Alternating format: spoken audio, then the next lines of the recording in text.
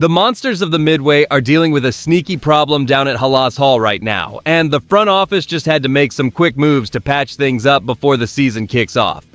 We all know building a tough defense is in our blood, but the injury bug is buzzing around our backyard right now and making things complicated.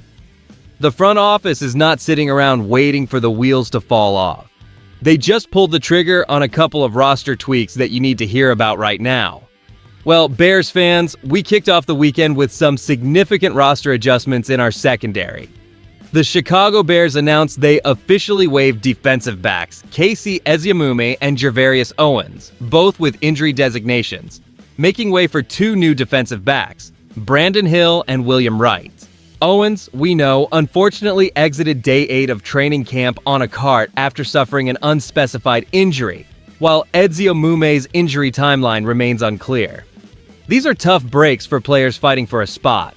To fill those spots, we welcome Brandon Hill, a safety who was a 7th-round pick for the Houston Texans in 2023, appearing in 2 games that season.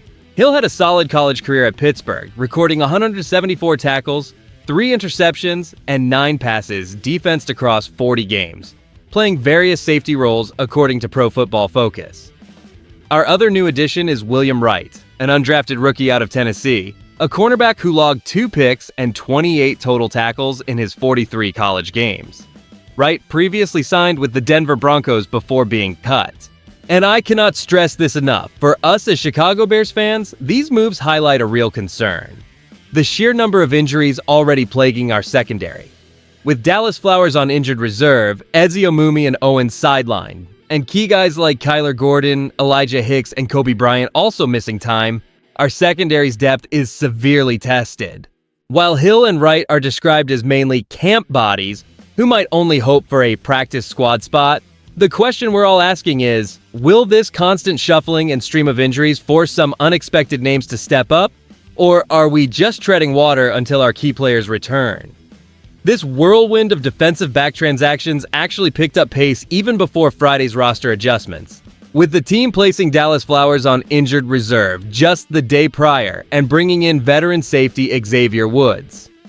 This direct connection to Flowers going to IR is important because Woods has a legitimate opportunity to make our roster, especially if Kobe Bryant's injury prevents him from starting the regular season, which current reports expect. The need to continuously cycle through defensive backs like Brandon Hill and William Wright after the departures of KC, Eziamume and Gervarius Owens paints a clear picture of the ongoing challenge our Chicago Bears secondary faces. Hill, despite his college experience playing snaps at strong safety, free safety, and in the slot per Pro Football Focus, hasn't taken an NFL snap since his 2 games with the Houston Texans as a 7th-round rookie last year. Similarly, Wright, the undrafted rookie from Tennessee, previously had a stint with the Denver Broncos before being cut, primarily playing on the boundary in college during his 43 games, which included just 1 start. Historically, these types of signings for players with limited NFL experience or prior cuts, especially late in camp, signal a team desperately needing bodies to fill practice slots and maintain competitive drills. And this is the part that gets me because it shows Ben Johnson, our head coach, and the entire staff are operating in a constant state of evaluation, trying to find any glimmer of potential amidst the injury storm. So, now that we've covered the details, let's unpack what these seemingly minor adjustments truly signify for our Chicago Bears. This rapid turnover in the defensive backfield, necessitated by such a high number of injuries, means the coaching staff under Ben Johnson is in a constant scramble just to maintain healthy bodies on the practice field.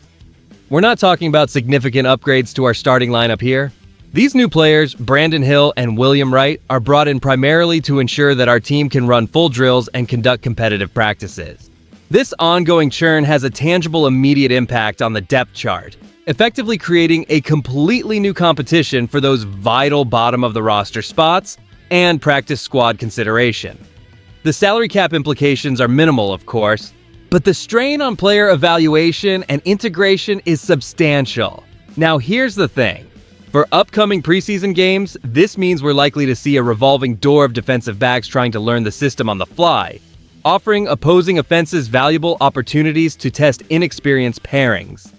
The risk of miscommunication and coverage bust will be heightened, making any early season matchups, particularly against our division rivals like the Detroit Lions or Green Bay Packers, a significant concern.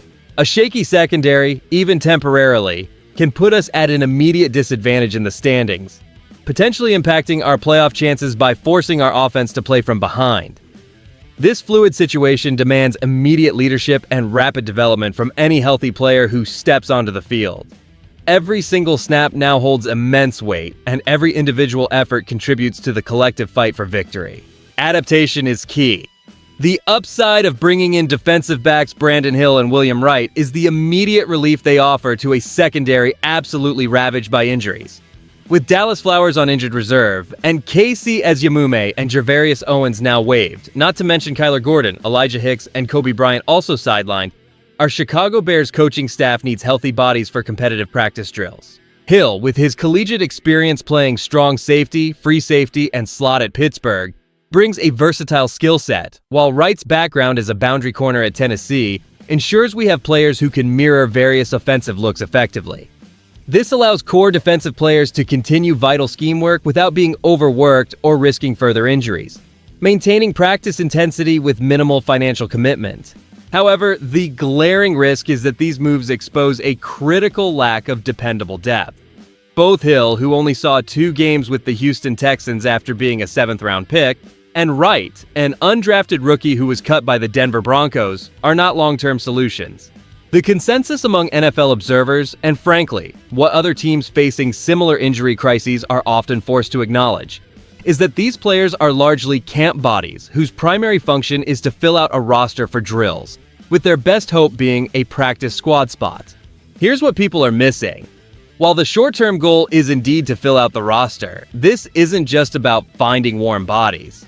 The unprecedented injury situation for our Bears means the stakes for these newcomers are unusually high.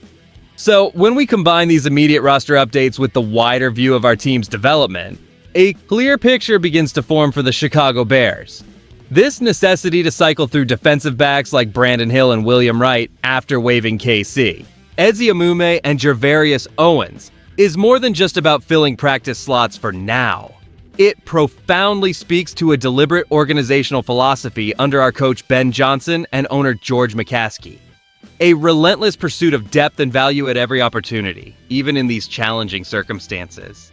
This indicates a patient, systematic approach to roster construction over the next few seasons, where every player, regardless of draft status or past experience, is considered a potential long-term contributor if they show promise. Fans should embrace a feeling of measured hope mixed with realistic patience. While these specific additions won't instantly make our secondary elite, they demonstrate a clear commitment to fortifying the team at every level from the ground up. This reflects a strategic long game, focusing on building resilient depth and cultivating talent from within, rather than making splashy, high-cost free agent acquisitions. What makes this even bigger is that this consistent evaluation method could unearth unexpected talent, potentially turning a challenging injury crisis into an invaluable opportunity for an overlooked player to earn a place, and in so doing, save valuable future salary cap space. This dedicated patient strategy, particularly given our current secondary injury woes, means trusting the process and believing in our coaching staff's ability